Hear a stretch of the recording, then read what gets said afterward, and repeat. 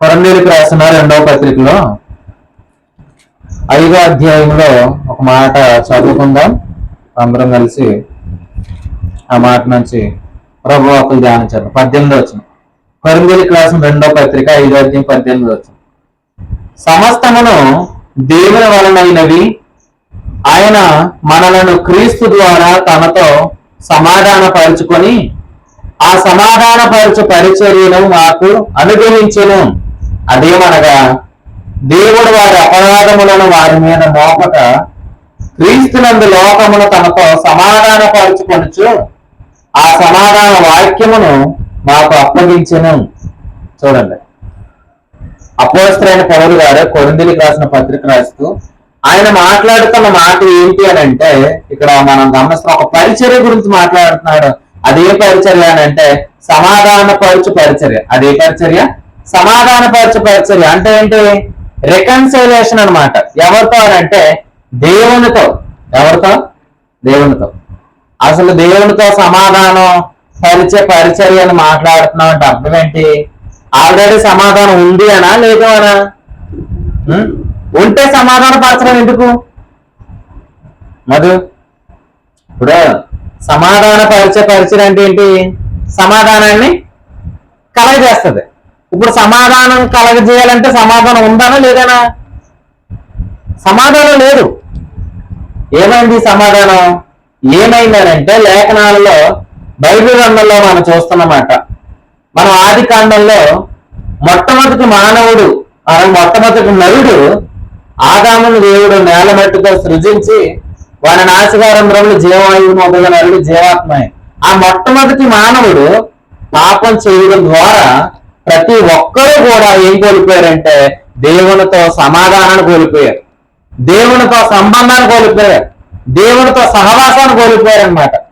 కాబట్టి ఈరోజు మానవుడు ఎదుర్కొంటున్న ప్రతి సమస్యకు కూడా కారణం అంటే ప్రతి సమస్యకు కూడా కారకులు ఎవరో? ఆదాము. అయితే ప్రభువులు అంటున్నారు ఏంటంటే ఇప్పుడు ఈరోజు మన రోగాలు అనుభవించడానికి కారకులు ఎవరు? ఆదాము చేసిన పాపమే. చూడండి, ఆదాము చేసిన పాపమే ఈరోజు మన రోగాలకు కారణం. ఆదాము చేసిన పాపమే మన ప్రయాసకు కారణం. ఆదాము చేసిన పాపమే దేవుని యొక్క శక్తి ద్వారా మనం నెరవేర్చబోవడానికి కారణం. ఆదాము చేసిన పాపమే మనం దేవుని కుమారులుగా కాకుండా అయిపోవాలి. అయితే ప్రభు ఎలా ఆలోచించారు ఏంటంటే దేవునితో సమాధానం లేకపోతే ఏం జరిగింది అని అంటే బైబిల్ గ్రంథంలో మనం చూస్తున్నాం. దేవునితో సమాధానం అనేది లేకపోతే వారి పక్షాన దేవుడు ఏ సహాయమో చేయలేడు. చూడండి, ఎందుకని అంటే మనం ఎప్పుడైతే పాపులు ఉన్నామో అప్పుడు మనం ఎలా ఉన్నామో తెలుసా? దేవునికి రోమపత్రిక 5:9 శత్రువులుగా ఉన్నాం. ఎలా ఉన్నాం? ఒక వ్యక్తి మనకు శత్రువులు ఉంటే మనం ఎలా చూస్తాం? ఎవరైనా మనకు శత్రువులు ఉన్నారా? ఎవరు లేరా? ఎవరు లేకపోతే మంచిది. ఉన్నారా? చూడండి, ఇప్పుడు ఎవరు మీ శత్రువు అనే క్వశ్చన్ వచ్చింది అనుకోండి, మీరేం చెప్తారు? ఇప్పుడు మీరు ఆలోచించండి, ఎవరి పేరు చెప్పినా పెద్ద నష్టం లేదు, కానీ దేవుడే మీ శత్రువు అయితే ఏమండి? ఇప్పుడు భూమి తిరుగుతుంది. ఇప్పుడు భూమి మీద ప్రజలందరికీ దేవుడు శత్రువు వేయడు అనుకోండి, మరి ఆయన భూమికి ఎప్పుడు ఆపేస్తే ఎక్కడున్న సూర్యుడు అక్కడే ఉంటాడు. అప్పుడేమవుద్ది? ఇప్పుడంటే చల్లకుండా కానీ మధ్యాహ్నం అంతా మధ్యాహ్నంలాగా ఉండిపోయింది అనుకోండి ఒక 10 రోజులు, ఏం జరిగింది? ఇంకా ఈజీగా కూడా పనిచేయాలి. ఇంకా అంతేనా? అందరూ కలుగుతారు. లేదు ఇలాగే రాత్రి అంతా ఎలాగ ఉండిపోయింది అనుకోండి, 8 గంటలు పనిచేయాలి ఇంకా. అంతే కదా? చూడండి, నీకు ఎవరు పనులకి వెళ్ళి మానేస్తారు. అంటే ఏంటి? ఇప్పుడు దేవుడి శత్రువు అయితే మనం ఇబ్బంది పడతాం పడమా? ఖచ్చితంగా ఇబ్బంది పడతాం.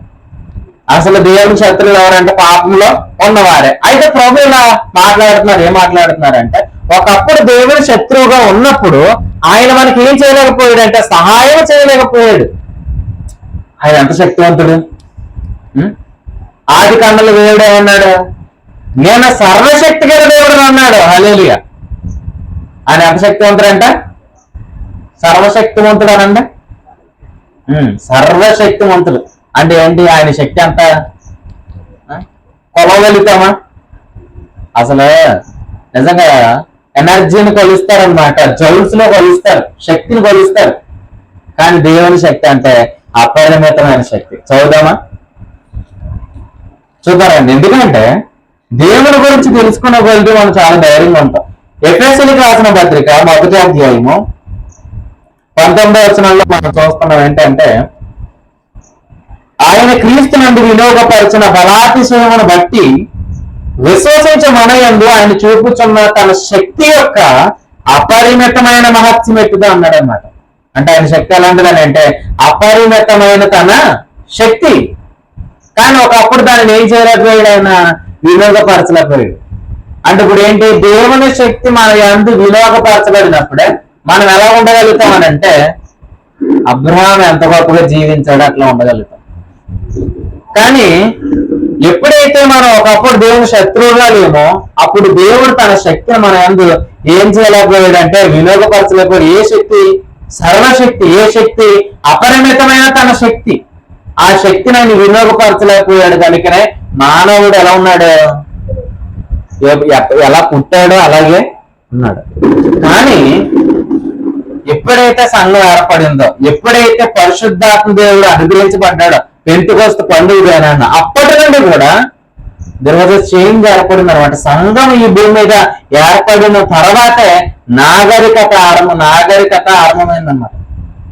అప్పటి వరకు కూడా డెవలప్మెంట్ ఏం లేదు. చూడండి, ఈ టెక్నాలజీ అంతా కూడా దేనికి అసలు ఇలా అంటున్నాను ఏంటంటే, సంఘము భూమి మీద అడుగు పెట్టిన తర్వాతే సమస్తమును కూడా దేవుడు ఏం చేశాడు, ఇంప్రూవ్మెంట్ చేశాడు, అప్డేట్ చేశాడు. అంటే ఒక విషయాన్ని మనం ఇలా ఆలోచించాలి. ఎందుకనంటే సంఘము ద్వారానే, సంఘములో ఉన్నవారి అందే ఆయన సర్వశక్తి ఏమవుతుంది అంటే వినియోగపరచబడుతుంది. ఇక్కడికి మనం ఎందుకు వచ్చాం అనుకుంటున్నారు? కూర్చొని వెళ్ళిపోవడానికి. ఎందుకు వచ్చాం తెలుసా? ఆయన శక్తి ఏంటో తెలుసుకోవడానికి. ఎందుకు వచ్చాం? ఆయన బలం ఏంటో ఎరగడానికి వచ్చాం. అదే మాట అన్నాడు. ఏంటి? అపరిమితమైన తన శక్తి యొక్క మహత్యం ఏంటిదో మీరు తెలుసుకోవాలంటున్నాడు ఆయన. తెలుసుకున్నప్పుడు ఎలా ఉంటామనంటే ఖచ్చితంగా ప్రభు ఇలా మాట్లాడుతున్నారు ఏంటనంటే ఆ శక్తి కొరకు మనం ఏం చేస్తాం? ఆశపడతాం. ఇంకో మాట చదువుతారండి, ఈ మాట కూడా మీరు చదవండి. ఫిలిప్పీలకు రాసిన పత్రిక చూడండి. ఫిలిప్పీలకు రాసిన పత్రిక 3వ అధ్యాయం. ఫిలిప్పీలకు రాసిన పత్రిక 3వ అధ్యాయము. ఎవరైనా ఈ మాట చూడండి. 10వ వచనం. ఏ విధము చేతనైనను మృతులలో నుండి నాకు పునరుద్ధానము కలగవలనని ఆయన మరణ విషయంలో సమాన అనుభవం గలవాడనై ఆయనను ఆయన పునరుద్ధాన బలమును ఎరుగు నిమిత్తము అని అంటున్నాడు. ఆయనను ఆయన పునరుద్ధాన బలమును మనం ఎరగాలి. ఆయన శక్తి అంటే మనం తెలుసుకోవాలి. ఆయన ఎంత పరాక్రమం గలవాడు మనం తెలుసుకోవాలి. ఆ బలం ఏంటో, ఆ శక్తి అంటే మనకు అర్థం కాకపోతే ఖచ్చితంగా ప్రతికూల పరిస్థితుల్లో మనం ఆయన మీద ఏం చేయం, ఆధారపడను. ఆయన శక్తి మనకు కావాలి. దుష్టుడు ఎప్పటికప్పుడు మనల్ని పడగొట్టాలని, ఎప్పటికప్పుడు మనం పాడైపోవాలని మన మీద విరోధముగా వాడు ఆయుధాలు రూపిస్తున్నప్పుడు నువ్వు ఆ శక్తిని అనుభవించకపోతే, ఆ శక్తి అంటే తెలుసుకోకపోతే నువ్వు ఎలా కాపాడబడతావు? తిమోతి పత్రికలో ఆయన జ్ఞాపకం చేస్తున్న మాట ఏంటంటే, ఆ మాట కూడా చూపిస్తాను చూడండి. తిమోతికి రాసిన పత్రిక, ఎఫెసీ పత్రిక, క్షమించండి, ఎఫెసీ పత్రికలో ఆయన అంటున్న మాట ఏంటంటే, ఎఫెసీలకు రాసిన పత్రిక 6వ అధ్యాయము 10వ వచనం. తెగకు ప్రభు యొక్క మహాశక్తిని బట్టి ఆయన ఎందు బలవంతులయ్యుండు అని అంటున్నాడు ఆయన. చూడండి, ప్రభు యొక్క ఏ శక్తి? మహాశక్తి. చెప్పండి, ఇప్పుడు ఏ శక్తి? మహాశక్తి. అంటే మహాశక్తి అంటే ఎంత శక్తివంతుడు ఆయన? ఇప్పుడు ఆ శక్తి అంతా ఎందుకు మాట్లాడుతున్నాడు ఆయన అని అంటే, ఆ శక్తి కొరకు మనం ఏం చేయాలా? Yes, we are waiting for the power. ఆ శక్తి కొరకు మనం వెయిట్ చేస్తున్నాం. ఎందుకంటే అక్కడే అంటున్నాడు కదా, ఏమని? ఆపద్దినమున వారిని ఎదిరించుటకు అంటున్నాడు అనమాట. అంటే ఆపద్దినాలు ఉన్నాయి లేదు అంటే ఆపద్దినాలు లేవా? మనకి ఉన్నాయి. ఎవరి ద్వారా ఆపదలు వస్తాయి? ఉం? ఆపదలు మనకి ఎవరు క్రియేట్ చేస్తారు? ప్రశాంత్, ఆపదలు వచ్చాయినా నీకేమన్నా? ఆపదలు ఏం రాలేదా? అన్నారు కదా అపోస్తలుడైన పౌలు ఏమన్నాడు? సహోదరుల వలనైనా ఆపదలు అన్నాడు. అంటే మనం ఎవరినైతే ఇష్టపడుతున్నామో, ఎవరినైతే అభిమానిస్తున్నామో వాళ్ళ దారిలో కూడా ఏమొస్తాయి? ఆపదలు వస్తాయి. కానీ ప్రభు అన్నాడు, ఆ శక్తిని నువ్వు తెలుసుకున్నప్పుడు you can handle that situation. దాన్ని నువ్వు ఏం చేయగలుగుతావు? ఈజీగా హ్యాండిల్ చేయగలుగుతావు. చూడండి, వారి విషయంలో కూడా మనం కాపాడబడతామండి. దాన్ని ఏమన్నాడు తెలుసా? పేతురు పత్రికలో విశ్వాసము ద్వారా దేవుని శక్తి చేత కాపాడబడి మీ కొరకు అన్నాడు. అంటే మీరు ఇక్కడ వాక్యం అంటున్నారు. వాక్యం విన్నప్పుడు మీరు ఏం డెవలప్ అవుతుంది? మీలో విశ్వాసం డెవలప్ అవుతుంది, ఫేత్ డెవలప్ అవుతుంది. ఎప్పుడైతే ఫేత్ మీరు డెవలప్ అయిందో అప్పుడు ఏం చేయగలుగుతారు? మీరు దేవుని శక్తి చేత మీరు ఏమవుతారు? కాపాడబడతారు. అట్లా మీరు కాపాడబడుదురు గాక. ఆమేన్. చూడండి, కాపాడబడకపోతే నష్టం ఉందా? నష్టం ఉంది. అంతే కదండి. ఇండియా పాకిస్తాన్ వాళ్ళ చేతిలో కాపాడబడకపోతే నష్టం ఉందా లేదా? నష్టం ఏంటి చెప్పండి? నష్టం ఏంటంటే వాళ్ళు మన భూభాగాన్ని ఏం చేస్తారు? ఆక్రమించుకుంటారు. నీ జీవితంలో నువ్వు కాపాడబడకపోతే దుష్టుడు ఏం చేస్తాడు? దోచుకుంటాడు. అట్లా దోచుకోనకుండా మనం ఏమవుతున్నాం అంటే కాపాడబడుతున్నాం. అది కేవలం ఆయన కృప మహదేశ్వరం చేతనే. కాబట్టి మీరు ఈ రోజు ఈ విషయాన్ని ఆలోచించండి. ప్రభు యొక్క మహాశక్తిని మనం తెలుసుకోవాలి. ఆయన శివశక్తిని మనం ఎరగాలి. అలా ఎరిగినప్పుడు మనం జీవించే జీవితం ఎలా ఉంటుందంటే సూపర్ న్యాచురల్ గా ఉంటుందన్నమాట. మీరు అనుకుంటున్నారు, నాకు కాళ్ళ నొప్పులు, నాకు కీళ్ళ నొప్పులు, ఈ ఇబ్బందులు ఏంటి, ఈ రోగాలు ఏంటి, ఈ పరిస్థితులు ఏంటి అనుకుంటున్నారు. కానీ నిజంగా మీరు ప్రభు శక్తిని సరిగా అర్థం చేసుకుంటే, సేవకుని ద్వారా వస్తున్న వర్తమానాన్ని మీరు జాగ్రత్తగా ఏంటంటే ఆ శక్తి ద్వారా ప్రభు మిమ్మల్ని నడిపించుకుంటాడు. అసలు ఇలా అంటాను ఏంటంటే, నేను ఇంత శక్తి ఇంత శక్తి ఇంత శక్తి అని నేను అంటున్నాను. ఆయన అన్నాడా? ఆయన ఎందుకు అన్నాడు? ఆ శక్తి ఎందుకు? నేను ఇంత బలవంతుని అని ఎందుకు అంటున్నాడు ఆయన? అవసరమైతే దాన్ని నీకు కూడా ఇవ్వడానికే, అంతే కదా. ఇప్పుడు మాటికి వచ్చి ఇదిగో నా జేబులో డబ్బులు ఉన్నాయి, నా జేబులో డబ్బులు ఉన్నాయంటే అమ్మాయినట్టు అబ్బాయి అవసరమైతే ఇస్తాడు, అంతే కదా అండి. నేను ఉన్నాను అంటాడు కదా. అలాగా దేవుడు ఏమన్నాడు? ఇదిగో నేను మహాశక్తిని, దాన్ని మీకు మీకు మీరందరూ వినియోగపరుస్తాను. ఎందుకంటే ఆపద్దినములు అనేవి ఉంటాయి, ప్రతికూల పరిస్థితులు ఉంటాయి. కానీ ప్రభు అంటున్నాడు ఏంటంటే నీ దగ్గర నువ్వు విశ్వాసము ద్వారా దేవుని శక్తి చేత కాపాడబడకపోతే నువ్వేమవుతావు అంటే దోచుకొనబడతావు అని గుర్తుపెట్టుకోవాలి. కానీ ఈ సమాధాన పరిచర్య మనకు చూపిస్తుంది ఏంటంటే ఆయన శక్తి ద్వారా నువ్వు నడిపించబడాలి. ఆ స్వాస్థ్యములో నువ్వు స్వతంత్రించుకోవాలి. నీకంటూ ఏముంది? స్వాస్థ్యం ఉంది. ఏముంది? స్వాస్థ్యం. స్వాస్థ్యం అంటే ఏంటి? స్వాస్థ్యం అనే పదం ఎక్కడ అన్నారు? మీరు ఎప్పుడైనా అన్నారా? ఆస్తి అనే పదం అన్నారా? ఏం లేదా ఆస్తి? మీ అమ్మగారు మీకు ఏమలేదా ఆస్తి? ప్రభుత్వ సూపం ఏమన్నదిగా చూడండి.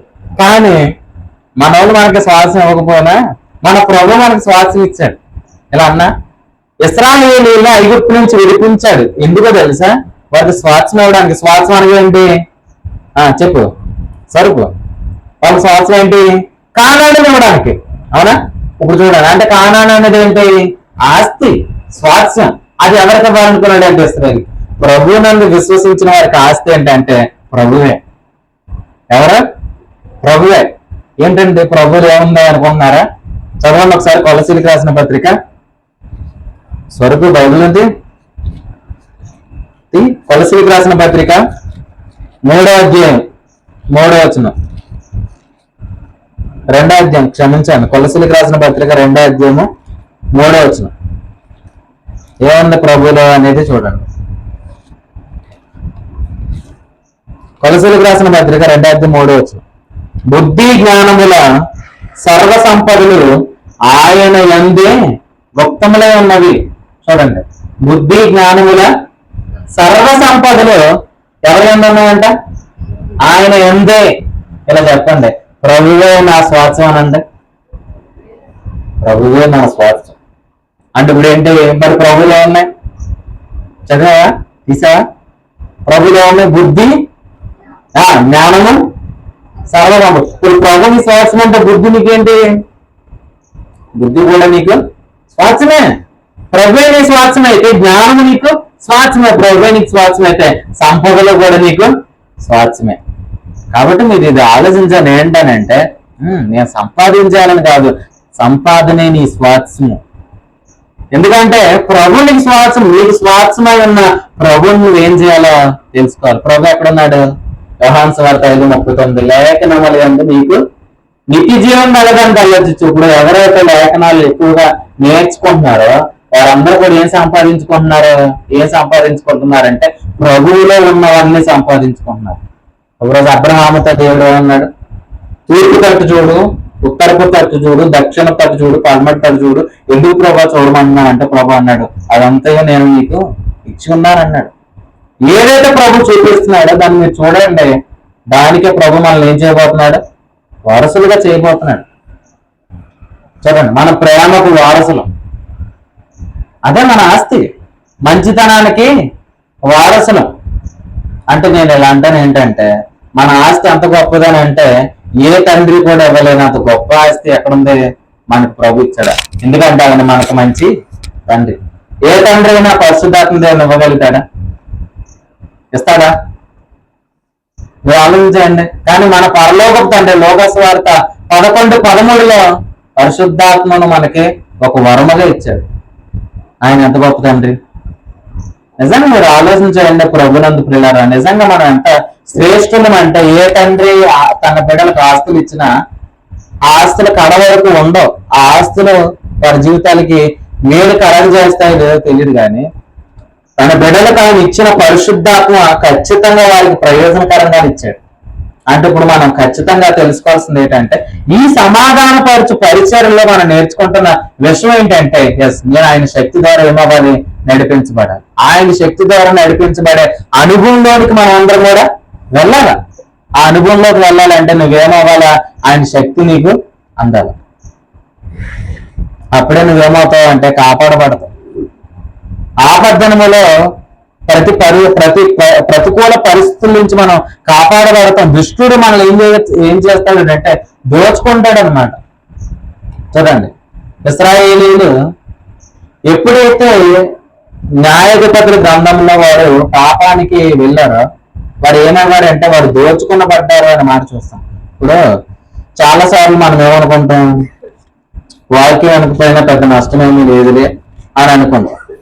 కానీ బైబిల్ గ్రంథంలో ప్రభు చెప్పిన మాట ఏంటంటే వాస్తవానికి మనం అలా అనుకుంటున్నాం. కానీ ఆయన చెప్పిన మాట చూడండి. లోకాసు వార్తలో ఈ మాట చూడండి. లోకాసు వార్త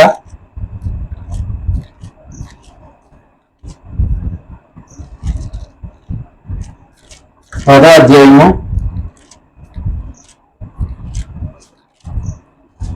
30వ చదవండి.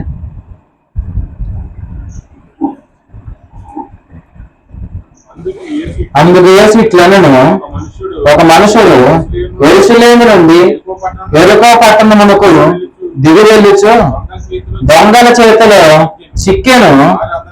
వారు అతని బట్టలు దోచుకొని అతన్ని కొట్టి కొర ప్రాణముతో విడిచిపోయేది. చూసారా? ఇప్పుడు ఒక మనుషుడు ఎక్కడి నుంచి ఎక్కడికి వెళ్తున్నాడు? ఎక్కడి నుంచి అంటే చదివారు అంటున్నారా? యెరూషలేము నుండి యెరికోకి వెళ్తున్నాడు. మీరు చూడండి, ఒక వ్యక్తి యెరూషలేము నుండి యెరికోకి వెళ్తున్నప్పుడు ఏమయ్యాడంటే దొంగల చేతిలో చిక్కాడు. అంటే ఇలా అంటాను, దిగిపోయే అనుభవంలో నువ్వేమవుతావు? దోచుకొనబడతావు. అంటే ఏంటి దిగిపోయే అనుభవం? ఏంటి? ఇప్పుడు యెరూషలేము అనేది ఏంటి? కొండ. యెరూషలేము అనేది ఏంటి? కొండ. యెరికో అనేది ఎక్కడ ఉంది? కింద ఉంది. దేని కిందగా? కొండ కింద. అంటే ఇప్పుడు కొండ నుంచి ఏం చేస్తున్నాడు? కిందకి దిగుతున్నాడు. దిగినప్పుడు ఏమయ్యాడు? దోచుకొనబడ్డాడు. ఖచ్చితంగా నేను ఇలా అంటున్నాను ఏంటంటే దిగిపోయే అనుభవంలో ఏమవుతున్నాం? దోచుకొనబడుతున్నాం. అంటే దిగిపోయే అనుభవంలో దోచుకోవడం అంటే అర్థం ఏంటంటే మన స్వాస్థ్యమును మనం పొందుకోము. ఏం దోచుకున్నారంటే తన బట్టలు దోచుకొని అతనిని కొట్టి కొర ప్రాణముతో విడిచిపోయారు. ఎప్పుడు కూడా దిగిపోయే అనుభవంలో ఉండకూడదు. మీరు ఆలోచించేయండి.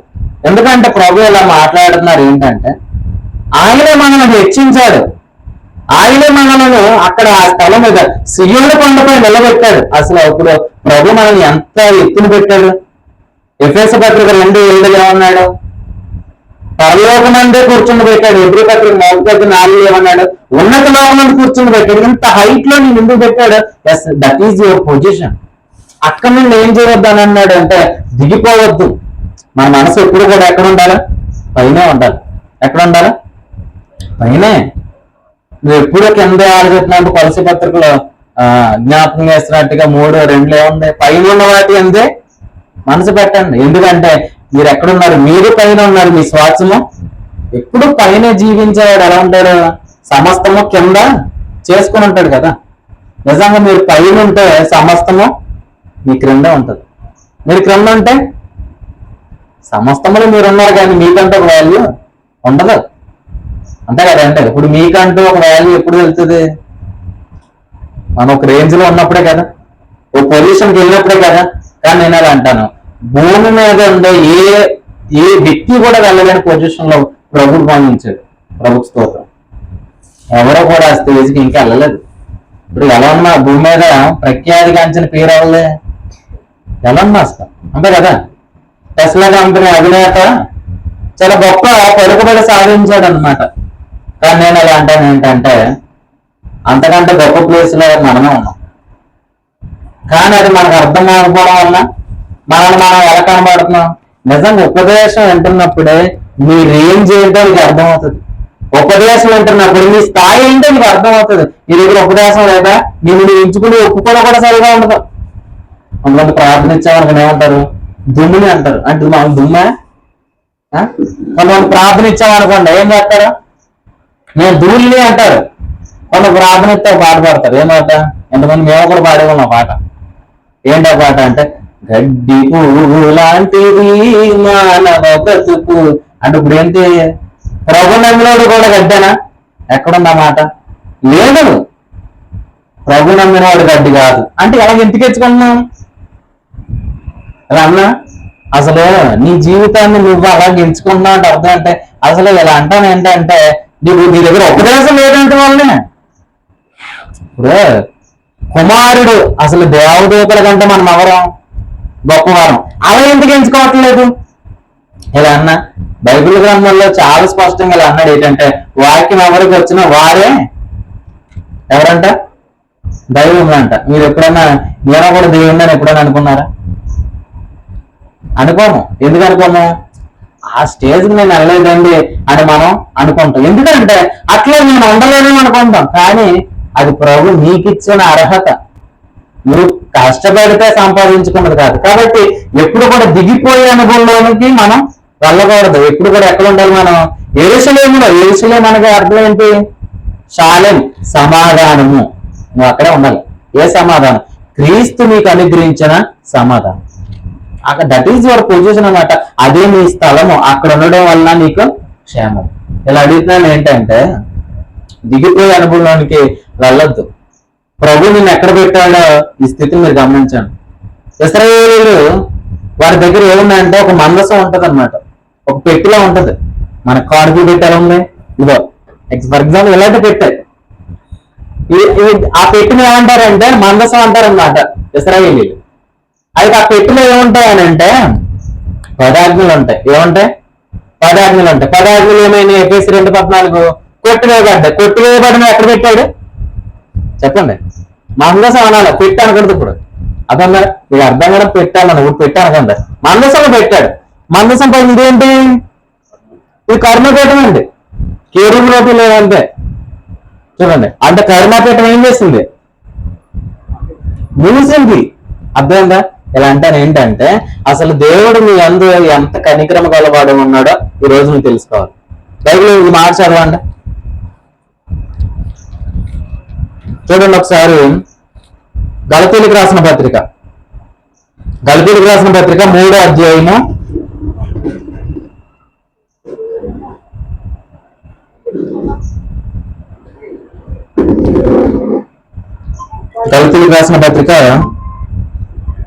3వ అధ్యాయము సారీ ఇక్కడ క్షమించండి రోమిలకు రాసిన పత్రిక క్షమించండి రోమిలకు రాసిన పత్రికలోనే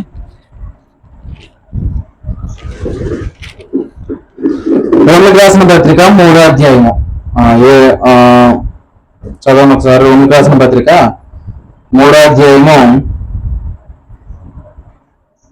15వ వచనం. 4వ అధ్యాయం 17, క్షమించాలి. రోమిలకు రాసిన పత్రిక 4వ అధ్యాయం 17వ వచనం.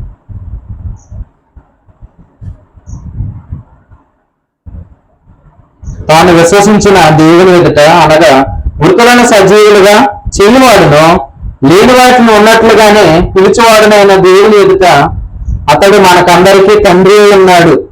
ఇందులో గూర్చి నిన్ను అనేక జనములకు తండ్రినిగా నియమించేదని వ్రాయబడి ఉన్నది. ఇప్పుడు 15వ వచనం చదువుకున్నారండి. 15 ఏలైనగా ధర్మశాస్త్రము ఉగ్రతను పుట్టించును అన్న మాట చూస్తున్నాం. ధర్మశాస్త్రం ఏం పుట్టిస్తుందంట? ఉగ్రతను పుట్టిస్తుంది. ధర్మశాస్త్రం ఏం పుట్టిస్తుంది? ఉగ్రత అనండి. ఉగ్రత ఎవరు పుట్టిస్తున్నారు? ధర్మశాస్త్రం పుట్టిస్తుంది. ధర్మశాస్త్రం ఎక్కడుంది? ఎక్కడుంది ధర్మశాస్త్రం? ఎంత క్లియర్ గా చెప్తున్నా అర్థం కావట్లేదు. ధర్మశాస్త్రం ఎక్కడుందా? మందసం లోపల ఉంది. మీరు ఎక్కడున్నారు? కరుణాపీఠము పైన. చూడండి, కరుణాపీఠ పైన ఉంది. ఆయన స్వరం ఉంది. మనం వచ్చింది ఎక్కడికని అంటే ఆయన స్వరం దగ్గరికి. అంటే నేను ఎలా అంటున్నాను ఏంటంటే ఇక్కడ నుండి మనం ఎక్కడ దిగిపోకూడదు? కిందకి దిగిపోకూడదు. దిగిపోతే ఏమవుతావు? దోచుకొని పడతావు. ఏం దోచుకొని పడతావు? నీ స్వాస్థ్యము దోచుకొని పడుతుంది. అంటే నువ్వు ఎక్కడ ఉండాలి? ఎప్పుడు పైన ఉండాలి. పైన ఏముందనంటే కరుణాపీఠం ఉంది. ఆ కరుణాపీఠం మీద నుంచి వస్తున్న స్వరము నీకు ఖచ్చితంగా అందాలి. అప్పుడు నువ్వేమో దోచుకొని పడవు. అసలు ఇశ్రాయేలీయులు ఐగుప్తులు ఎంతగా దోచుకొని పడ్డారు. కానీ నేను ఎలా అంటాను, నువ్వు ఆయన స్వరమునకు లోబడితే ఇశ్రాయేలీయులు ఏదైతే దోచుకున్నారో ప్రభు దాన్ని అంతటిని కూడా ఏం చేశాడు? రీస్టోర్ చేశాడు. ఐగుప్తీయులనే దోచుకున్నట్లు చేశాడు. అంటే ఇప్పుడు నువ్వు శత్రువుని ఏం చేయాలా? దోచుకోవాలి. దోచుకోవాలంటే ఏం చేయాలా? శత్రువుని మనం దోచుకోవాలంటే ఏం చేయాలా? మనం ఏమైనా ప్లానింగ్ వేయాలా? మనం ఏమైనా చాలా తెలివిగా ఆలోచించాలా? ఇలా అంటున్నాను ఏంటంటే శత్రువుని నువ్వు దోచుకోవాలంటే ఏం చేయాలంటే ప్రభు నీకు ఏ పొజిషన్ ఇచ్చాడో దాన్ని ఎంచుకో చాలు. నువ్వు అంతకంటే చేయాల్సింది ఏమీ లేదు. ఎందుకంటే దావీదు ఏమన్నాడు? యుద్ధం నువ్వు కాదు, నేను ఏదో చేసేస్తానన్నాను. నీ దగ్గర ఏమీ లేదు. ఆయనే మన యుద్ధం. ఎప్పుడు కూడా ప్రభువుని బట్టి అతిశయించడం నేర్చుకోండి. మనం మనల్ని బట్టి అతిశయించకూడదు, మనుషులను బట్టి అతిశయించకూడదు, మనకు ఉన్న వాటిని బట్టి కాదు.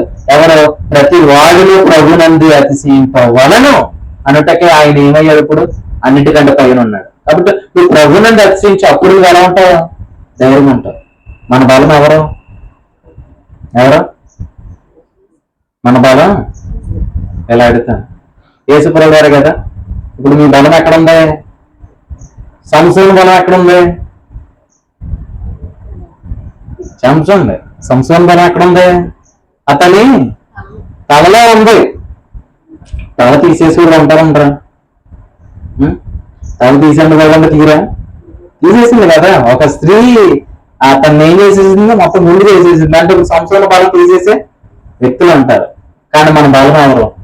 మన ప్రభువే. అందుకే మన బలము దొంగిలించబడదు. మీరు ఎప్పుడు కూడా ఆలోచన చేయండి. ప్రభు మన బలమై ఉన్నాడు అనమాట. మన ధ్వజమై ఉన్నాడు. దావీదు గారు ఇలా కీర్తన పాడతారు ఏంటంటే నా బలమా అని అంటారనమాట.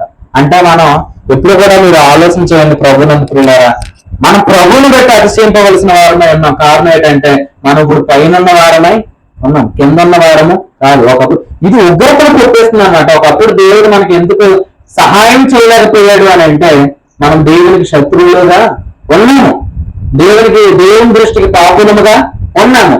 దానికి కారణం ఏంటంటే మన స్వనీతి. ఆ స్వనీతిని ఆయన కరుణాపీఠంతో మెర్సీ సీట్ ఆఫ్ క్రైస్ట్ దాంతో ఏం చేశాడు? ఆయన కప్పాడు. కప్పడం ద్వారా ఇప్పుడు మనకి ఏం కలుగుతుందంటే అనుదినము కూడా వర్తమానం కలుగుతుంది. అనుదినము కూడా ఆయన ప్రత్యక్షత కలుగుతుంది. మనం దేనికి లోబడాలి అని అంటే ఆయన వాక్కుకి మనం ఇప్పుడు లోబడాలి. మరి ఆయన వాక్కు మీరు ఎవరికి వస్తుందా? ఆయన స్వరం మీకు అందుతుందా? ఖచ్చితంగా దాని యందు మనం ఏం చేయాలి? మన మనసు కేంద్రీకరించాలి. అప్పుడు మనం ఏమో దోచుకొని పడం. కాబట్టి ప్రభునందు పిల్లలు మీరు ఆలోచించండి. ఇప్పటి కాలంలో ఏం దోచుకొని పడుతున్నాయనంటే చెవులు దోచుకొని పడుతున్నాయి. ఏం దోచుకొని పడుతున్నాయి? చెవులు ఎవరు దోచుకుంటారా? చెరుకు చెవులు ఎవరైనా పట్టుకుపోతారు నీవే? మరి దోచుకుందానంటే ఎలా అన్నా? ఎలా దోచుకుంటారన్నా ఆలోచించాలి కదా. ఎలా దోచుకుంటారంటే ఆయన వాక్యం వినకుండా నీ చెవులు ఏమవుతాయి? దోచుకొని పడతాయి ఖచ్చితంగా. ఎప్పుడైతే దిగిపోయే అనుభవంలో వాక్యం వినకపోయినా పర్లేదులే అనే ఒక చిన్న వేరు నీ జీవితంలో ప్రవేశిస్తే ఖచ్చితంగా నీ జీవితంలో దోచుకోవడానికి వాడు రెడీగా ఉన్నాడు. చదవండి, న్యాయాధిపతుల గ్రంథం చదవండి. న్యాయాధిపతుల గ్రంథము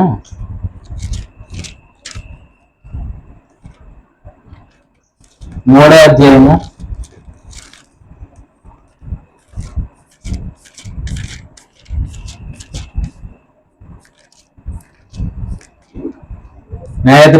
3వ అధ్యాయము 6వ వచనం చదవండి. 6వ వచనం. న్యాయాధిపతుల గ్రంథం 3వ అధ్యాయము 8వ వచనం చదవండి. 8వ వచనం. యూదా వంశస్థులు యెరూషలేము మీదకి యుద్ధం చేసి 8వ వచనమేనండి.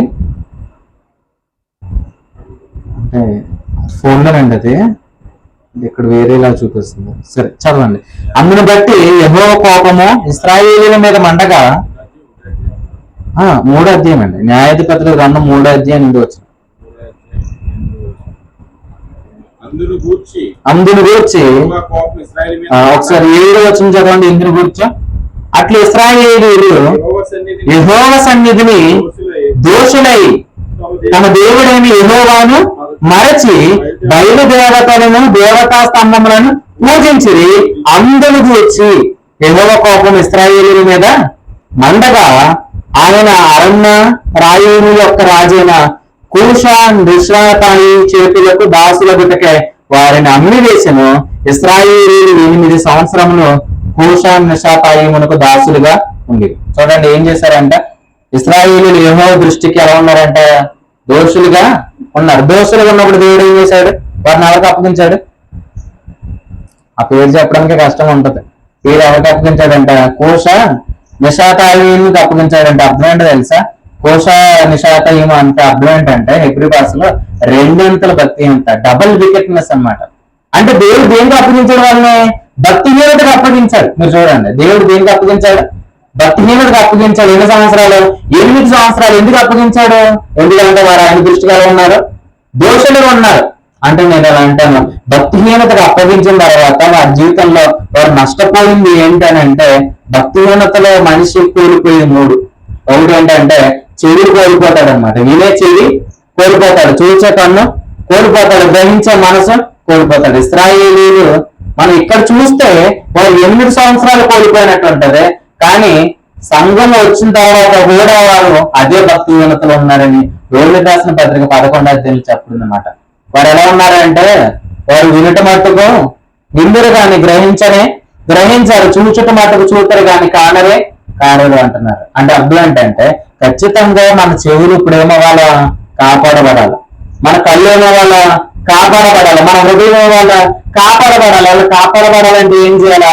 చేయాల్సిన పని ఒకటి ఏంటంటే అక్కడ వారిని ఎవరు విడిపించారంటే ఒత్నియేలు విడిపించాడు. ఎవరు? ఒత్నియేలు. అనగా ఏంటంటే సింహము అన్నమాట. ఏదనగా దేవుడు. సింహము దేవుడు. యేసుప్రభు గారికి ఉన్న 4 ముఖముల్లో ముఖం ఏంటి? ఆయన సింహపు ముఖము. రెండవది అంటే ఆయన పక్షిరాజు యొక్క ముఖము. మూడవది మనుషుని ముఖము. చూడండి, 4వది ఎద్దు ముఖము. అంటే మీరు ఇలా ఆలోచించండి, ఆయన సింహపు ముఖము గలవాడు. ఇప్పుడు మత్తయి సువార్త అనగా ఆయన రాజు అనగా అర్థం ఏంటంటే ఆయన యూదా గోత్రపు సింహం. అంటే మత్తయి సువార్త ఏం తెలియపరుస్తుంది? అది నీతి సువార్త. అంటే నేను దేవుని ఎదుట నీతిమంతుడుగా అనే ఒక్క కాన్షియస్ మనల్ని ఏమవుతుందంటే మన చెవి కాపాడబడేలా చేస్తుంది. నేను దేవుని ఎదుట పరిశుద్ధుడు అనే కాన్షియస్ చూడండి మన కళ్ళు సరిగా చూసినట్లు కాపాడుతుంది. నేను దేవుని ఎదుట నీతిమంతుడు అనే కాన్షియస్ మన హృదయం ఏమవుతుంది? కాపాడబడుతుంది. అట్లా మీ చెవులు కాపాడబడాలి. లేకపోతే మనం ఏం చేయలేం అంటే ఆయన స్వరం ఉంటదా కానీ మనం దాన్ని ఏం చేయలేం? గ్రహించలేం. అట్లాంటి చెవులు మనకు ఉండకుండా చాలా మందికి అపవాది ఇచ్చింది ఏంటంటే దురద చెవులు ఇచ్చేసాడు అనమాట. చెవులకు దురద వస్తే ఏమవుతుంది? అది కొన్నింటికి అలవాటు అయిపోద్ది అనమాట. ఇంకా చూడండి, కొంతమంది ఏం చేస్తారు, ఇంకా సోదే అంటారు. ఇంకా వాళ్ళకి వాక్యం చెప్తానంటే ఏమంటారు? ఇంకెళ్ళారు, ఇంకా వాళ్ళకి ఒకటి అలవాటు అయిపోయింది అనమాట. ఇంకా అక్కడి నుంచి క్యూ రావాలంటే వాళ్ళకి చాలా కష్టమే. చూడండి, కొంతమందికి అప్పటి వరకు కూడా వాళ్ళు సూర్యుడు వింటారనమాట, గాసిప్స్ అన్నమాట. అపవిత్రమైన ముసలమ్మ ముచ్చట్లు వింటారు, కానీ వాయికి వెళ్ళేసరికి వాళ్ళు అక్కడ దానికి ఏమవరు, అసలు ముచ్చట్లుగా కనెక్ట్ అయినంతగా వాక్యాన్ని చాలా మంది కనెక్ట్ అవ్వరు. కానీ నేను ఇలా అంటాను, ముచ్చల కంటే నీ జీవితంలో కార్యం చేసేది ఏంటంటే వాక్యమే. ఎప్పుడు కూడా మీరు ఆలోచన చేయండి, దుష్టుడు అసలు ముచ్చట్ల వెనకాల ఎవరున్నారంటే దెయ్యమే. మీకు తెలుసా విషయం? ఎవరన్నా మీతో ముచ్చట్లు పెడుతున్నారు అనుకో, మీరు దెయ్యం అనుకుంటారా వ్యక్తి అనుకుంటారా? సపోజ్ ఇప్పుడు ప్రశాంత్ వచ్చి మనతో ముచ్చట్లు పెడుతున్నారు అనుకో, ఇప్పుడు మీరు ఏమనుకుంటారు? ప్రశాంత్ నాతో మాట్లాడుతున్నాడు అనుకుంటారు, కానీ వాస్తవానికి అది దుష్టుని యొక్క తంత్రమే. ప్రభువు ఎలా అంటున్నారు ఏంటంటే, అపోస్తలకార్యం గ్రంథంలో ఒక దెయ్యం ఏం చెప్తుందో తెలుసా? ఒక దెయ్యం సూర్యుడు చెప్తుందంట, కుతూహలం అని ఒక దెయ్యం. అంటే ఎలా ఏంటంటే సూర్యుడు వెనకాల ఉన్నది కూడా దెయ్యం. కాబట్టి మీరందరూ ఆలోచించండి.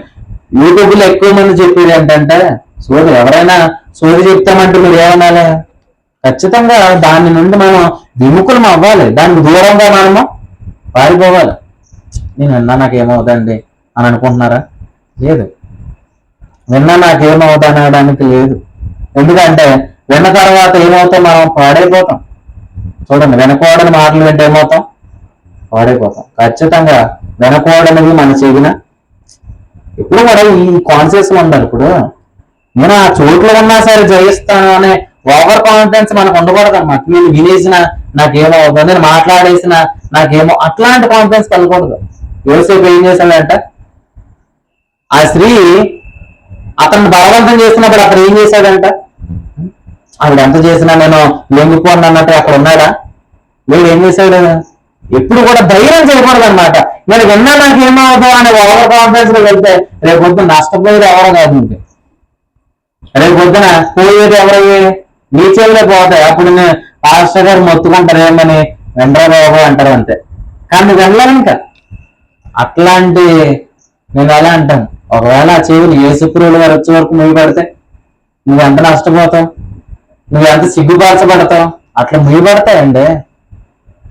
నాకు ముయ్యబడడం అనుకోకండి. ఖచ్చితంగా ఎప్పుడు కూడా విముఖులమే ఉండండి. మీరు ఒకటే సాధన, దైవభక్తి విషయంలో నీకు నీవే ఏం చేయండి, నీకు నీవే చెప్పండి. మీరు బైబిల్ చదవగలగా? బైబిల్ చదవాలి. దైవభక్తి విషయంలో నీకు నీవే సాధకం చేయమన్నాడు. నీకు నీవే ఎందుకు సాధకం చేయమన్నాడు? That is your practice.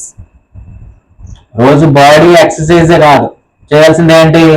ఖచ్చితంగా వర్డ్ ప్రాక్టీస్ కూడా ఉండాలి. వర్డ్ ఏంటి అంటే మైక్రోసాఫ్ట్ కాదు, కేవలం ఏంటంటే ఓన్లీ ఆయన మాటను మనం ఏం చేయాలా?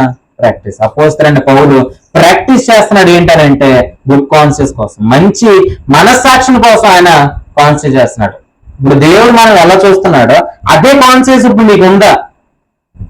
ఇప్పుడు దేవుడు నిన్ను పరిశుద్ధిలో చూస్తున్నాడు, నిన్ను నువ్వు అలాగే చూసుకుంటున్నావా? నీలో ఏదో లోపం ఉందన్నట్టుగా మీకు కనబడుతున్నారా మీరు? ఏమండి, దేవుడు మిమ్మల్ని ఎలా చూస్తున్నాడు ఇప్పుడు? శరణ్ గారు, రాణిపిని గారు, దేవుడు మమ్మల్ని ఎలా చూస్తున్నారు ఇప్పుడు? సెల్ ఫోన్ వాడుతున్నట్టు చూస్తలేదా? దేవుడు మనల్ని ఎలా చూస్తున్నాడు అండి? పౌడర్ రసం వచ్చింది కదా, బాగానే చూస్తున్నాడు అనుకుంటున్నారు ఏంటి? ఎలా చూస్తున్నాడు చెప్పండి?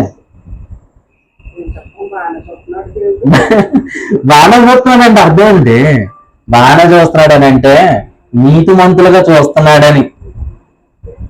చూడండి, బాగా చూస్తున్నాడంటే అర్థం ఏంటి? నిజంగా ఇలా ఆలోచన చేయండి. ఏంటంటే ఆయన మనల్ని నీతిమంతులుగా చూస్తున్నాడు, ఆయన మనల్ని కుమారులుగా చూస్తున్నాడు, సమాధాన పరచబడిన వారిగా చూస్తున్నాడు. మరి ఆయన మనల్ని నీతిమంతులుగా చూస్తున్నప్పుడు మనల్ని మనం ఎలా చూడాలి? అలాగనే ఎరగాలి. అలా ఎరగడమే మంచి మనస్సాక్షి. ప్రతిసారి కూడా ఇంకా మన మనస్సాక్షి మన మీద ఏదో చిన్న తప్పైనా చేసి ఉంటావా అని నీ మనస్సాక్షి నీ మీద నేరం మోపుతుందంటే అర్థం ఏంటి? You have no good conscious. నీకు మంచి మనస్సాక్షి లేదు. కారణం ఏంటి? నువ్వు వాక్యం అనట్లేదు. ఏదో చిన్న తప్పైనా చేయమా అంటారు కొంతమంది. ఏమంటారు? అదేంటంటే నీతి మంత్రులు ఎలా ఒప్పుకోమంటారు? ఏదో చిన్న పాపమని చేస్తా, అది ఎలా కుదురుద్ది అంటే నీ వాక్యం అనకపోవడం ద్వారా ఏమవుతుంది? ఆ చిన్న చిన్న వాటిని బట్టి నువ్వు ఇలా ఎంచుకోవట్లేదు. ఎంచుకోకపోవడం ద్వారా నువ్వు వెళ్ళిపోయే నష్టం ఏంటనంటే రేపొద్దు నీ చేతులు దొంగిలించబడతాయి, నీ కళ్ళు దొంగిలించబడతాయి, నీ హృదయం కూడా ఇంకా వినే మనసు రాదు. అట్లాంటి స్థితిలోకి నువ్వు వెళ్ళకుందు గాక. ఖచ్చితంగా మీరు కాపాడబడుదురు గాక. అట్లా కాపాడబడాలా, ఆయన శక్తి సమృద్ధిగా మీరు అనుభవించాలి. కాబట్టి అపరిమితమైన తన కృపా మహదేశ్వరం మీరు ఎదిగినప్పుడు ఖచ్చితంగా ఈ దినములలో నువ్వు కాపాడబడాలి. అదేనండి ఈ విషయాన్ని చెప్పి నేను ముగిస్తాను. మనకు బాగా తెలుసు ఆది కాండంలో మనకు తెలిసిన భక్తుడు ఎవరంటే నోవహు గారు. ఎవరు? నోవహు గారు. ఇప్పుడు నోవహు గారికి దేవుడు చెప్పాడు ఏమని? ఈ దినములలో నీవే నా ఎదుట నీతిమంతుడిగా ఉన్నావు కాబట్టి నీ కుటుంబ రక్షణ కొరకు ఒక వాడను సిద్ధం చేసుకోండి దేవుడు చెప్పాడు. ఎందుకు వాడెందుకు అని అంటే దేవుడు ఒక జల ప్రళయాన్ని రప్పించబోతున్నాడు. ఆ జల ప్రళయం నుంచి నీ కుటుంబము నీవు రక్షింపబడడానికి వాడను చేయమన్నాడు. అప్పుడు నోవహు అట్లు చేశాడు. దేవుడు ఏదైతే చెప్పాడో అదంతా ఆయన నెరవేర్చాడు. నేను అలా అంటాను, అసలు దేవుడు నిన్ను నీతిమంతుడు ఎందుకు ఒప్పుకు చేస్తున్నాడంటే this is the right time అన్నమాట. ఆ రైట్ టైం లో రైట్ వర్డ్ ఏంటి? To construct your family, to construct your life, to construct your everything. ఈ కాలంలోనే నువ్వు కట్టబడాలి. ఎందుకో తెలుసా? This is the last time. ఎందుకు? ఇప్పుడు 40 దినాలలో దేవుడు వస్తుందని చెప్పాడు కదా. ఇలా అంటాను, నువ్వు కట్టబడాలి. కట్టబడుతున్నప్పుడే నువ్వేమవుతావు? కాపాడబడతావు. అందుకే నేను ఎలా అంటాను, నోవహు అలాగే చేశానని మనం చాలా గొప్పగా చదువుతాను. కానీ నేను ఎలా అంటాను ఏంటంటే నీకు తెలిసిన విషయాలు నోవహు గారికి తెలియదు. మనకు తెలియపరిచిన విషయాలన్నీ నోవహు గారికి తెలుసా? 66 పుస్తకాలు నోవహు గారికి ఉన్నాయా? ప్రవక్తలు అతనికి ఏమైనా చెప్పారా? లేదు. భక్తులు ఎవరైనా ఉన్నారా? లేదు. ప్రభు అక్కడ చనిపోయినట్టుగా ఉందా? లేదు. ఏమీ లేదు. ఓన్లీ దేవుని యొక్క మాట మాత్రమే అక్కడ ఉన్నది. ఆ మాటను నమ్మి అతను ఎలా ఉన్నాడు? నీతిగా. అందరూ అలాగే ఉన్నారంటే నేను అలాగే ఉంటానండి అని అంటే అందరూ చనిపోయారు అక్కడ. అప్పుడు ఏమవుతాం? కానీ నేను ఎలా అంటాను ఏంటంటే నీ విషయంలో ప్రభు యొక్క కృప ఉంది కాబట్టి నువ్వు దిస్ ఇస్ ద ఈ సమయంలో నువ్వేమవ్వాలంటే నువ్వు కట్టబడాలి. స్వరూపం మనం ఏమవ్వాలి? కట్టబడాలి. దేంతో? చితిసారకపు బ్రానుతో వాడని కట్టాడు అక్కడ. ఇక్కడ కట్టబడింది ఏంటంటే లేఖనములలో ఉన్న దేవుని జ్ఞానముతో మనం ఏమవ్వాలి? కట్టబడాలి. కాబట్టి మీరు దీని కొరకు ఆలోచించేయండి. ఇప్పుడు నోవహు దగ్గరికి వెళ్ళి చెప్పాడు. ఇప్పుడు ప్రభువే మీ దగ్గరికి వచ్చి ఇప్పుడు చెప్పాడు అనుకోండి, మీరు వాడగడతారా? ఆయన వాడగట్టమని చెప్పడం. ఏం కట్టుకోమంటాడు? జీవితాన్ని కట్టుకోమంటాడు. కాబట్టి మీరు దేవుడు ఏది చెప్తున్నాడు అలాగే ఆయన మీతో చెప్పినది చేయడు. కాబట్టి మీరు కట్టబడండి. ఎందుకంటే ఇది చివరి గడియ. అదేనండి. దీని తర్వాత ఇంకా సమయం ఉంటుందా? నేను ఎలా అంటాను, మీకు అంత సహించే మనసు ఉంటే, నమ్మే అంత విశ్వాసం ఉంటే నేను ఎలా అంటాను, 2027లోనే యేసుప్రభు గారు వస్తారు. లేదు అంతకంటే విశ్వాసం ఎక్కువ ఉంటే ఇంకో సంవత్సరంలోనే ఆయన వస్తారు. కాబట్టి ఖచ్చితంగా మనం ఏమవ్వాలి? ఎలా వచ్చేస్తాడండి అని అనుకున్నారా? వస్తాడు. ఆయన వచ్చేస్తే ఏం జరుగుద్ది మరి? చాలా మంది ఉన్నారు కదా అన్నానంటే ఆయన ఏం చెప్తున్నాడో నువ్వు ఆ మాటకు ఏమవ్వాలి? లోబడాలి. కాబట్టి ప్రభు త్వరగా వచ్చుచున్నాడు. కాబట్టి ప్రభు ఇచ్చాడు నీకు వర్తమానం. నీకెందుకు ఇచ్చాడు అని అంటే సిద్ధపడమని ప్రభు మనకే చెప్తున్నాడు. కాబట్టి get ready for that rapture. ర్యాప్చర్కి మీరు ఏమవ్వండి? సిద్ధపడండి. ఖచ్చితంగా క్రీస్తు న్యాయపీఠం ఎదుట మనం అందరం కూడా మేలు పొందేటట్లు, క్రీస్తు న్యాయపీఠం ఎదుట మనం సిగ్గుపడకుండాట్లు ఖచ్చితంగా ప్రభు ఈ దినం కాలంలో ప్రభు మనకి ఏమి ఇస్తున్నాడు అంటే వర్తమానాలు ఇస్తున్నాడు. మీరు వాటిని సమృద్ధిగా పొందుకోండి.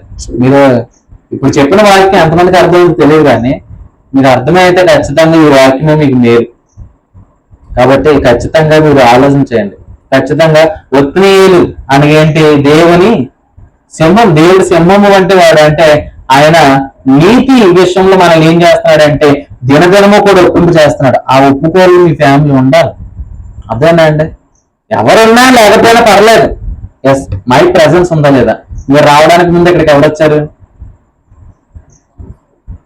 ప్రభు ఆల్రెడీ వచ్చారు. ఆయన వచ్చి ఏం చేస్తున్నాడా? మీరు వస్తున్నారు లేదని చూస్తున్నాడా? ఆయన ఎవరి కోసం చూడటం, ఆయన ఎందుకు ఉన్నాడు?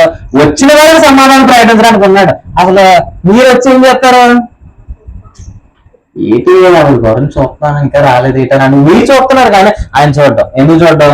అసలు ఎంతమంది వస్తారానికి లెక్క ఉండదు. కానీ నేనైతే ఇలా అంటాను ఏంటంటే, వచ్చిన వారిని మాత్రం నింపే పంపుతాడు. కాబట్టి ఖచ్చితంగా ఆయన నిన్ను నింపాడు అని నమ్ము. అదేండి, సిద్ధపడండి. ఖచ్చితంగా కొందరు మానుకొనిచున్నట్టుగా సమాజంలో కూడిట మానక. కాబట్టి చిన్నవాడు చెప్తే మేము వినము అని అంటే నేను ఎలా అంటాను? రేపు పొద్దున ఇప్పుడు నేను ఎలా అంటాను ఏంటంటే, ఆ దేవుడు ఆ వంటలను చెప్పిస్తాడు. ఖచ్చితంగా మీరైతే ఆలోచన చేయండి, మీరైతే సిద్ధపడండి, మీ ఫ్యామిలీ సమేతంగా సిద్ధపడండి, వర్తమానాలు పొందుకోండి. దైవ భక్తి విషయంలో మీకు మీరే సాధకం చేయండి. ఆవిడ లేదండి, ఆవిడ లేదంటే ఆవిడ గురించి దేవుడు ఆ రోజు అడుగుతాడు. మీరు ఆలోచించద్దు ఆవిడ గురించి, అర్థమైందా? మీ గురించి మీరే, ఇదే స్వార్థం కాదు, మీ గురించి మీరు ఆలోచించండి.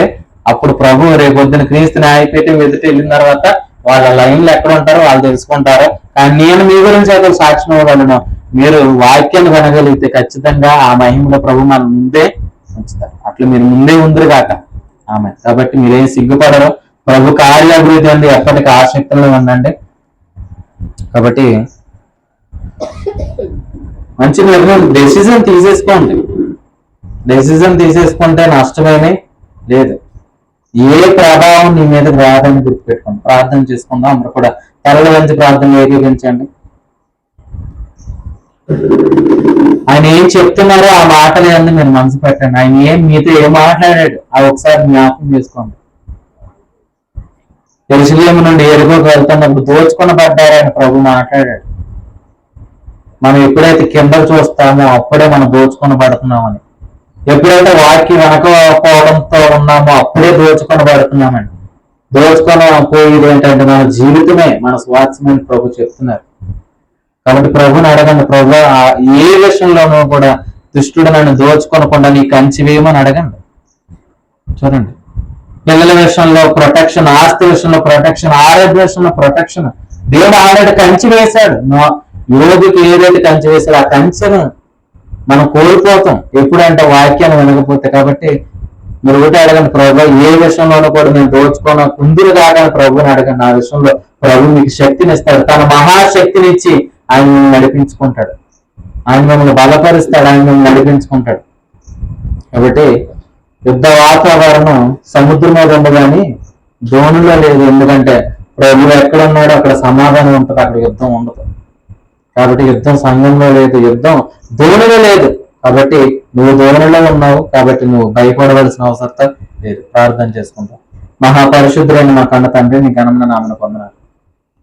దేవ తండ్రి, నీ సేవకులమైన నన్ను బలపరిచి మాకు ఇచ్చిన వర్తమానానికే స్తోత్రాలు ప్రభా. దేవ తండ్రి, అపరిమితమైన నీ కృప మహదేశ్వరులను మాకు దేవ తండ్రి మీరు తెలియపరుస్తున్నారు. నా తండ్రి, ఎంత శక్తి దేవ తండ్రి మీరు ఈ కడవరి కాలం నుండి వినియోగపరచాలనుకుంటున్నారు. అదంతా కూడా ఆయనను ఆయన పునరుద్ధాన బలమును ఎరుగుట ద్వారానే మేము దాన్ని అనుభవించగలుగుతామని, ఆ అనుభవంలోకి మేము వెళ్తామని మీరు మాతో మాట్లాడుతున్నాను. స్తోత్రాలు నా తండ్రి. ఆ శక్తిని అనుభవించిన వారే దోచుకున్న బాధలు అని, ఆ శక్తిని అనుభవించే వారే ధైర్యంగా ఉంటారు అని మీరు మాతో మాట్లాడారు నా తండ్రి. అందుకే స్తోత్రాలు. దోణిలో తుఫాను అట్మాస్ఫియర్ లేదు అని, ఎందుకంటే దోణిలో నీవు ఉన్నావు. అద్దరికి చేరుమని ఏదైతే మీరు మాట ఇచ్చున్నారో ఆ మాట నన్ను సాగినట్లు మా మనసు దాని అందు కేంద్రీకృతం అవ్వను కాకని ప్రార్థన చేస్తాను. దేవ తండ్రి, నోవాహుతో నీవే ఈ తరములో నా ఎదుట దేవ తండ్రి నీతిమంతులు ఉన్నావని అతనితో మాట్లాడావు. నోవాహు కృప పొందిన వాడు ఆయన మీరు చెప్పారు. మీ కృపలో మేము ఉన్నాము కనుకనే మాతో మీరు మాట్లాడుతున్నారయ్యా. నేనంతటి వారం ప్రభు, సర్వభూతుల మహా దేవ తండ్రి, పర్వతాలను కలిగించిన గొప్ప దేవానికి స్తోత్రాలు నా తండ్రి. భూమికి పునాదులు ఉన్న పర్వతాలను సృష్టించిన ప్రభు, ఆకాశమును విశాలపరిచిన దేవానికి స్తోత్రాలు. మీరే మాతో మాట్లాడుతున్నారు నా తండ్రి. మమ్మల్ని ఆదరించడానికి, మమ్మల్ని బలపరచడానికి, మా హృదయాలను ఉల్లాసంతో గంతులు వేయనట్లు దేవ తండ్రి మమ్మల్ని బలపరుస్తున్న విధానం బట్టి వందనాలు నా తండ్రి. దేవ మేము దోచుకొని పోయే ఈ స్థితిలో నుండి లేపి దేవతండ్రి విస్తారమైన నీ వాక్కులు పొందినట్లు బలపరుస్తుందని కొందనాలు. గొంగళ పురుగులు తినివేసిన దానిని పసర పురుగులు తినివేసిన, పసర పురుగులు చీడ పురుగులు తినివేసినని ఏదేది ఏడవ గ్రంథంలో కడవర కాలంలో ప్రజల విషయంలో జరుగుతుందో దేవతండ్రి నా విషయం అయితే కొత్త ద్రాక్షారసం మా నోటికి మీరు అందిస్తున్న కాలం ఇది. నీ పాత్ర దేవతండ్రి మాకు దొరుకుతున్న కాలం ఇది. దానిని మేము ఎవ్వరూ కోల్పోకుందుము గాక. దేవతండ్రి ఖచ్చితంగా మా చెవులు బంధింపబడుకుంటుంది గాక. దేవతండ్రి మా యొక్క కళ్ళు దేవతండ్రి నీ యొక్క మహిమను చూచును గాక. మా హృదయము దేవతండ్రి నీ వాక్యంతో నింపబడి మా నోరు నాటలాడిన గాకని ప్రార్థన చేస్తున్నాం. విస్తారమైన నీ వాక్కులు చేతనని నీకు బలపరచమని మీ గుణంలో అన్ని విషయాల్లో మీరే కాచి కాపాడి భద్రపరిచి నడిపించి ఆశ్రదించమని మా ప్రభువును ఈ రక్షకుడైన యేసుక్రీస్తు నామం ప్రతి ప్రార్థన అడిగి వేడుకుని ప్రార్థిస్తాం మా పరలోకపు తండ్రి. ఆమె శ్రద్ధమైన మీ అందరికీ కూడా మన ప్రభు చెల్లించుకున్నానండి.